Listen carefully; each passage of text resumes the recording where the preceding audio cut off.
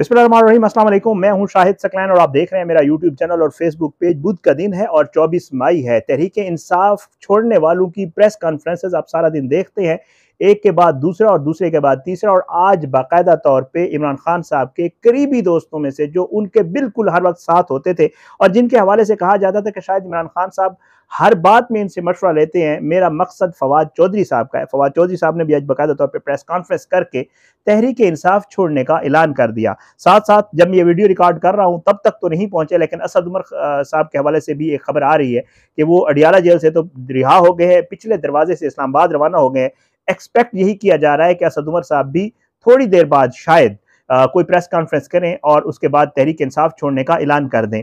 इस तरह तहरीक इंसाफ में मेरे ख्याल से अब जो उनकी मरकजी क़यादत थी उनमें शायद चंद ही लोग बाकी रह गए हैं, नहीं तो तकरीबन जो इनके MNAs और MPs थे उन्होंने तहरीक इंसाफ छोड़ने का ऐलान कर दिया। कुछ ने तो बाकायदा तौर पर सियासत से दूरी भी अख्तियार कर ली है। लेकिन ये सारा मामला है क्या, चल क्या रहा है, क्या कोई नई पार्टी बनने जा रही है? खबर तो ये भी है सोशल मीडिया के ऊपर, अब से थोड़ी देर पहले मैं देख रहा था कि शायद आरिफ अलवी साहब जो सदर पाकिस्तान है, जो कि तहरीक इंसाफ ने उनको सदर पाकिस्तान बनाया था, कराची से MNA है, वो भी शायद उन्होंने दोस्तों से मशवरा शुरू कर दिया। ये खैर एक नून लीग के जो है करीबी समझे जाने वाले सहाफ़ी ने ये ट्वीट की है। अब इसमें किस हद तक ये सच है ये तो अल्लाह ताला बेहतर जानता है, लेकिन उन्होंने ये ट्वीट की है कि जी सदर पाकिस्तान ने भी मशावरा शुरू कर दिया है। पहले वो सदारत से इस्तीफ़ा देंगे और उसके बाद वो तहरीक इंसाफ से अलहदगी का ऐलान करेंगे। हालात कुछ ऐसे ही हैं, लेकिन अब क्या तहरीक इंसाफ का मुस्तकबिल क्या होगा? क्या ये जो लोग छोड़ के जा रहे हैं ये किसी नई जमात में जा रहे हैं? तहरीक इंसाफ में से कोई फॉरवर्ड ब्लॉक बनाया जाएगा? जिस तरह MQM में से पाकिस्तान MQM पाकिस्तान निकली थी, क्या तहरीक इंसाफ में से ही कोई फॉरवर्ड ब्लॉक निकाल के किसी एक शख्स को उसका सरबराह बनाया जाएगा और ये सारा मामला होगा? थोड़ी सी आज की इस वीडियो में जो मुझे पता चली है चीज़ें, जो चीज़ें सामने आ रही हैं वो मैं आपके साथ शेयर करूंगा। अब से थोड़ी देर पहले इमरान खान साहब ने एक जो है वो गुफ्तगू की है, मीडिया टॉक की है सोशल मीडिया के ऊपर, यूट्यूब के ऊपर, और उन्होंने उसमें बताया कि जी मेरा इंटरनेट ख़त्म किया जा रहा है आसपास और अब कोशिश की जा रही है कि ये जो मैं सोशल मीडिया के थ्रू लोगों से बात करता हूँ वो मैं जो है ना कर सकूँ। और उसमें सबसे पूरी वो जो एक पूरी उनकी तकरीर थी, उसमें से सबसे बहुत सारी अहम बातें उन्होंने की, लेकिन सबसे अहम बात ये उन्होंने की कि मैं एक कमेटी बनाता हूँ, अगर इनको लगता है कि मेरे बगैर पाकिस्तान बच सकता है, चल सकता है, तो मैं सियासत से दस्तबरदारी का ऐलान कर दूंगा। ये बहुत बड़ी बात है, ज़ाहिरी बात है, ये कोई आसान काम नहीं है कि एक शख्स जो वज़ीर-ए-आज़म रह चुका हो, एक शख्स जिसकी जमात का जो है बहुत बड़ा वोट बैंक हो, इसमें कोई शक नहीं है, तहरीक इंसाफ का बहुत बड़ा वोट बैंक है और फॉलोअर्स भी हैं, और उसकी क़यादत को ये कहने पर वो मजबूर हो जाए कि जी वो सियासत से दस्तबरदारी का ऐलान कर रहे हैं, तो ये बहुत सोचने की बात है। क्योंकि आज इस हवाले से जो है बहुत ही बड़े बड़े सहाफ़ियों ने बाकायदा तौर पे, जिनमें मज़हर अब्बास साहब, कुछ और लोगों ने इस तरह के ट्वीट्स किए हुए थे कि अब जो है जो जमहूरियत है उसके ऊपर जो है उसका कज़िया करने के या उसका हमें समझ लें कि उसके ऊपर फातिहा पढ़ने का टाइम आ गया है। जमहूरियत, क्योंकि ज़ाहिर बात है जिस तरह के हालात हो रहे हैं, जिस तरह के मामला चल रहे हैं, उसमें वाज़ेह तौर पे नज़र आ रहा है कि यह सारा कुछ जो है हो रहा है और इसके पीछे जो भी चीज़ें हैं वो हैं। अब मैं आता हूँ दूसरी बात के ऊपर, और वो ये है कि सब रहनुमाओं ने तकरीबन जो है वो पार्टी तकरीबन एक-एक करके छोड़ते जा रहे हैं। और इमरान खान साहब ने बाकायदा तौर पे आज अपनी तकरीर में ये कहा है कि जी मैंने तमाम रहनुमाओं से कहा है कि जी आप या तो अंडरग्राउंड चले जाएँ, घरों में ना रहें, कहीं और चले जाएँ, या ये भी कहा जा रहा है कि शायद उनको ये भी कहा गया है कि जी आप जो भी आपको कहा जाए आप बेशक वो उसके ऊपर अमल दरामद करें।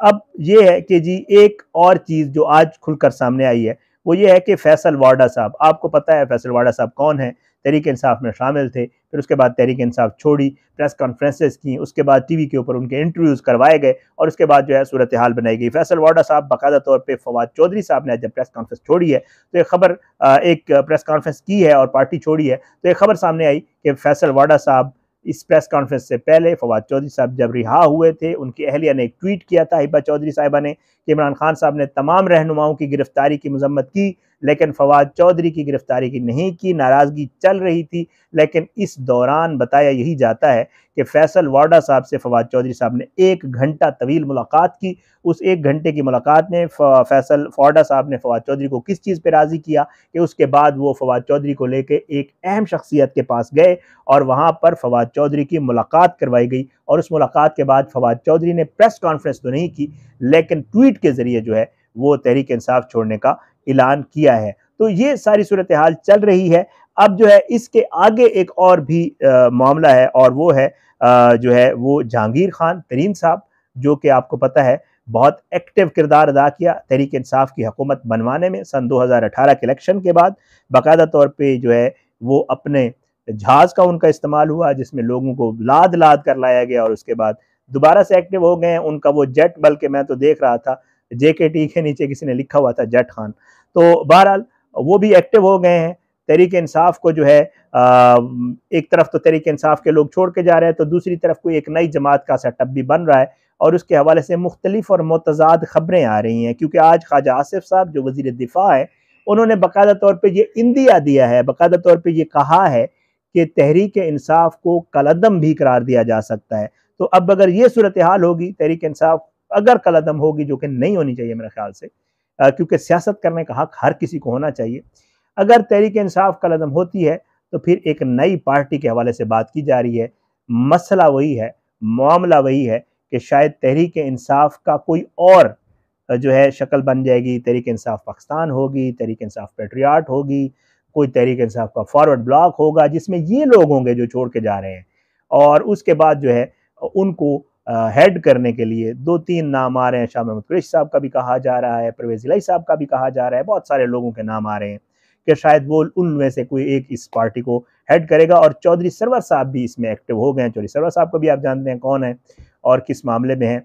तो बहरहाल ये सारे मामला चल रहे हैं जो तहरीक इंसाफ को लेकर हैं। कोशिश यही की जा रही है कि किसी तरीके से इमरान खान साहब को माइनस करके उसके बाद कुछ भी हो जाएगा, इलेक्शन भी हो जाएंगे, सारे मामलात हो जाएंगे, लेकिन कोई भी ऐसा सेटअप जो है वो काबिल कबूल नहीं है। PDM को या बाकी इस्टेब्लिशमेंट के हवाले से भी कहा जा रहा है कि जी कोई ऐसा सेटअप काबिल कबूल नहीं है जिसमें इमरान खान की जो शख्सियत है वो मौजूद हो। बहरहाल ये सूरत हाल चल रही है जी। नई पार्टी बनाने के हवाले से भी मामला तेज़ी से आगे की तरफ बढ़ रहे हैं। अब देखते हैं, लेकिन साथ साथ ये भी है, सोशल मीडिया में देख रहा था, उसके ऊपर ज़ाहिर बात है जो फॉलोअर्स हैं, जो वोटर्स हैं, उनके हवाले से वो अपने ट्वीट्स भी कर रहे हैं। बहुत बड़ा, मैं जैसे आपको पहले वोट बैंक का के हवाले से बता चुका हूँ, इसमें भी कोई शक नहीं है, कोई दो राय नहीं है, किसी को इससे कोई भी इख्तलाफ अगर करता है तो वो बेवकूफ़ है कि जितना भी वोट बैंक है वो इमरान खान के नाम के ऊपर है। अगर इमरान खान को माइनस कर दिया जाएगा तो क्या ये लोग जो पार्टी छोड़ के गए हैं, क्या ये जीतने के पोजीशन में होंगे अगर ये इलेक्शन लड़ेंगे? क्योंकि इनमें बहुत सारे ऐसे लोग हैं जो शायद अपनी सीट ना निकाल सकते। मैं बाकायदा तौर पे चौधरी परवेज़ इलाही साहब वगैरह का भी बता देता हूँ, क्योंकि हमने इलेक्शन को बड़ा करीब से मॉनिटर किया था। मैं उन हलकों में भी गया था और एक पूरा सर्वे किया था हमने अपने टीवी चैनल, अपने प्रोग्राम के लिए। तो उसमें वाज़ेह तौर पे ये नज़र आता है कि परवेज़ इलाही साहब वगैरह ने भी जो सीटें जीती थी, वो इमरान खान साहब के साथ सीट एडजस्टमेंट की वजह से निकाली थी। अब इमरान खान साहब को अगर निकाल दिया जाए और उनके बगैर अगर कोई पार्टी खड़ी कर दी जाए और उसको कोई नाम तहरीक इंसाफ से मिलता-जुलता दे दिया जाए और उसके बाद वो इलेक्शन में हिस्सा ले, तो क्या ये कैंडिडेट्स जो कभी तहरीक इंसाफ का हिस्सा रहे हैं, ये कैंडिडेट्स जिन्होंने इमरान खान साहब के नाम पे वोट लिया था, क्या ये इस काबिल हैं कि ये इलेक्शन की सीट निकाल सकें? उस सूरत में कि इमरान खान साहब की पार्टी ना हो या इमरान खान साहब इलेक्शन में ना हो या कोई ऐसी सूरत हाल हो, तो ये आने वाला वक्त ही बताएगा जी। ये वो सारी तफसीलात थी जो तहरीक इंसाफ को लेकर चल रही हैं। कलअदम ख़त्म हो जाएगी तहरीक इंसाफ, रहनुमा छोड़ जाएंगे, इमरान खान साहब सियासत छोड़ जाएंगे। मुझे नहीं लगता इमरान खान साहब सियासत छोड़ेंगे, वो यहीं रहेंगे, इसी मुल्क में रहेंगे। सियासत से उनको निकाल दिया गया एक अलग बात है, बट ये है कि वो जब तक होंगे तो सियासत करेंगे। लेकिन साथ साथ जो है नई पार्टी एक तश्कील देने की बात हो रही है, देखते हैं वो किस हद तक जाती है। इंशाअल्लाह इस हवाले से और मज़ीद जो भी खबरें होंगी आपके साथ ज़रूर शेयर किया करेंगे। अपनी दुआ में याद रखा करें जी, अल्लाह पाकिस्तान कामी और नासिर हो, इसके खिलाफ साजिशें करने वालों को नस्तो-नाबूद करे। अल्लाह ज़ालिमों को इबरत का निशान बनाए, मज़लूमों को इंसाफ मिले। अगली वीडियो में मुलाकात होगी। पाकिस्तान ज़िंदाबाद। अल्लाह हाफ़िज़।